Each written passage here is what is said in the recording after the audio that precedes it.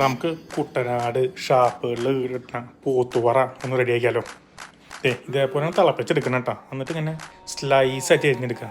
പിന്നെ ഒരു ചട്ടി വെച്ച് അതിലേക്ക് കുറച്ച് ഇഞ്ചിയും വെളുത്തുള്ളിയും കടുകും പൊട്ടിച്ച് അതിലേക്ക് സബോളയും പിന്നെ നമ്മുടെ നാളികേരം ഇട്ട് ഇളക്കി ഇതേപോലെ മാറിക്കിട്ടും.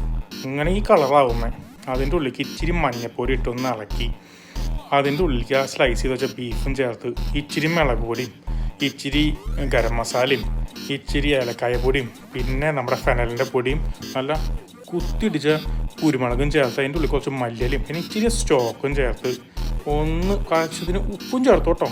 അതും ഒന്നും കുറയ്ക്കണ്ട. ഒന്ന് ഇളക്കി പിടിച്ച് ഇതേപോലെ അടിപൊളി പോത്തുവറ കിട്ടും. അതിൻ്റെ മുകളിലേക്ക് ഇച്ചിരി മല്ലിയിലും ഇച്ചിരി നാരങ്ങ നീരും അങ്ങോട്ട് ഒഴിച്ചിട്ട് ഇതിങ്ങനെ തിന്നാം. ഇങ്ങനെ ആസ്വദിച്ച് തിന്നണം.